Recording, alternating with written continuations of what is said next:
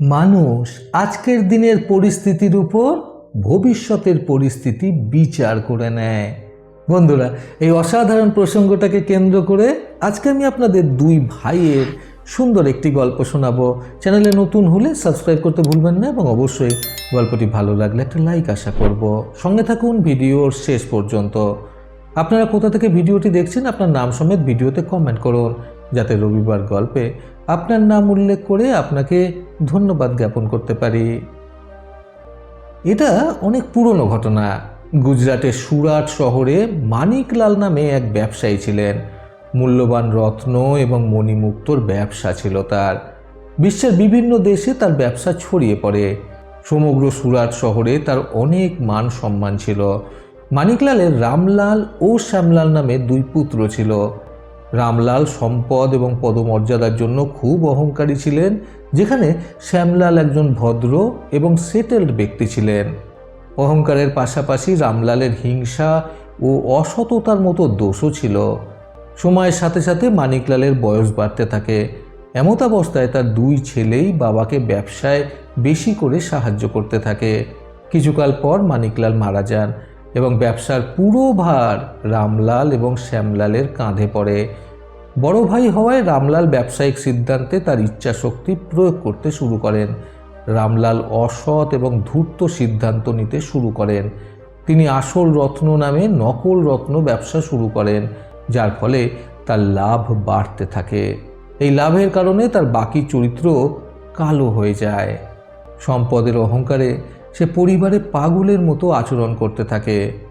অন্যদিকে একজন ভদ্র ও সদাচারী ব্যক্তি শ্যামলাল প্রথমে রামলালের অসততার কথা জানতেন না, কিন্তু যখন তিনি তার আচরণের পরিবর্তন দেখেন তখন পুরো বিষয়টি বুঝতে তার বেশি সময় লাগেনি।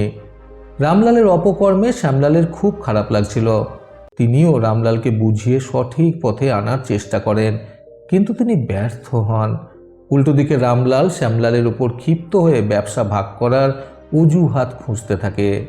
সম্পত্তি ভাগেও তিনি তার ভাইয়ের বিরুদ্ধে অসৎ ষড়যন্ত্র করেছিল। বাড়িতে বিরোধের পরিবেশ তৈরি হতে শুরু হয়। অবশেষে রামলাল তার কূটনৈতিক বুদ্ধিতে সফল হন এবং তিনি শ্যামলালের ব্যবসার অংশ দখল করেন। রামলালের আচরণে বিরক্ত হয়ে শ্যামলাল শহরের অন্য জায়গায় একটি নতুন দোকান তৈরি করেন এবং নতুন করে মণি ব্যবসা শুরু করেন। সততাকে কেন্দ্র করে গড়ে ওঠা শ্যামলালের ব্যবসা অচিরেই গড়ে ওঠে। একদিকে যেখানে দেশ বিদেশে শ্যামলালের খ্যাতি বাড়তে থাকে, অন্যদিকে রামলালের অপকর্মের রহস্য উন্মোচিত হতে থাকে। নকল রত্ন ব্যবসার কারণে রত্নবাজারে রামলালের বিশ্বাসযোগ্যতা একটি বড় ধাক্কা পায় এবং তার ব্যবসার পরিধি সংকুচিত হতে থাকে। অবশেষে এমনটা হলো যে নিজের শহরের এক ব্যবসায়ী রামলালের নাম নিয়েও অনুতপ্ত করতে লাগলো। এখন পরিস্থিতি এমন পর্যায়ে এসেছে যে টাকার অভাবে রামলালকে তার বাড়ি, দোকান ও জিনিসপত্র বিক্রি করতে হয়েছে। শীঘ্রই রামলালের হাত থেকে সব কিছু চলে গেল এবং সে তার পরিবার নিয়ে রাস্তায় এলো। এখন রামলাল তার কৃতকর্মের জন্য অনুশোচনা করছিল, কিন্তু তার ভাগ্যে যে খেলা ছিল তা থেকে সহজে ফিরে আসা তার পক্ষে সম্ভব হয়নি। অন্যদিকে শ্যামলালের ভাগ্যের খেলা ছিল, যার কারণে তিনি পদমর্যাদা থেকে রাজা হয়েছেন।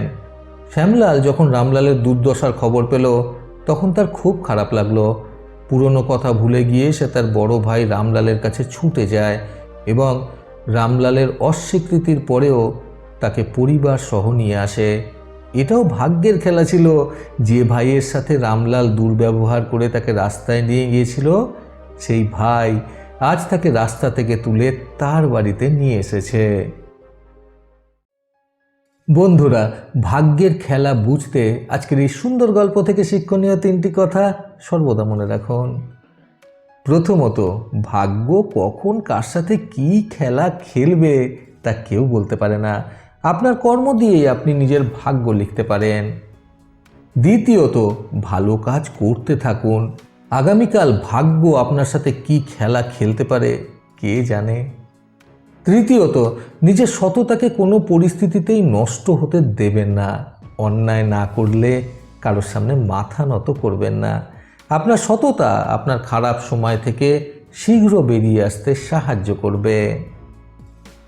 প্রতিবারের মতো আবারও বলবো, এই পৃথিবী তাদেরকেই সম্মান দেয় যারা ইউনিক কিছু করার ক্ষমতা রাখে। সকলে সুস্থ এবং সুন্দর জীবন কামনায় প্রকৃত জীবন থেকে আমি সন্তু চক্রবর্তী আবার আসবো নতুন সুন্দর শিক্ষণীয় একটি ছোট গল্পের সাথে। ভালো শুনুন, ভালো থাকুন। ধন্যবাদ।